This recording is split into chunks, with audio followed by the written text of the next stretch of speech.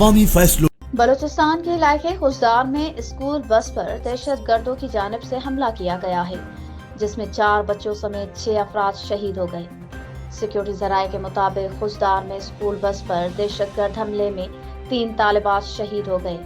شہید طالبات میں 6ٹھی جماعت کی ثانیہ سومرو، 7ویں جماعت کی حفصہ کوثر اور 10ویں جماعت کی عشاء سلیم شامل ہیں۔ Inter services public relations (ISPR) کے مطابق بھارتی اسپانسر دہشت گردوں نے اسکول بس کو نشانہ بنایا۔ ISPR نے کہا کہ دہشت گرد حملے میں 4 بچوں سمیت 6 افراد شہید ہو گئے۔ خوزدار دہشت گرد حملے میں متعدد بچے زخمی بھی ہوئے ہیں۔ پاک فوج کے شعبۂ تعلقات عامہ کا کہنا ہے کہ بزدلانہ حملے میں اسکول کے معصوم بچوں کی بس کو نشانہ بنایا گیا۔ خوزدار میں بزدلانہ حملے کی منصوبہ بندی دہشت گرد ریاست بھارت میں کی گئی۔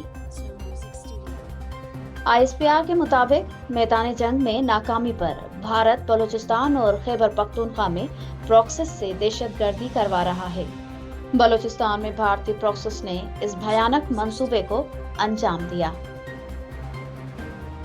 پاک فوج کے شعبۂ تعلقات عامہ ISPR نے کہا ہے کہ بھارت دہشت گرد پراکسس کو پاکستان میں بچوں اور شہریوں کے خلاف استعمال کر رہا ہے۔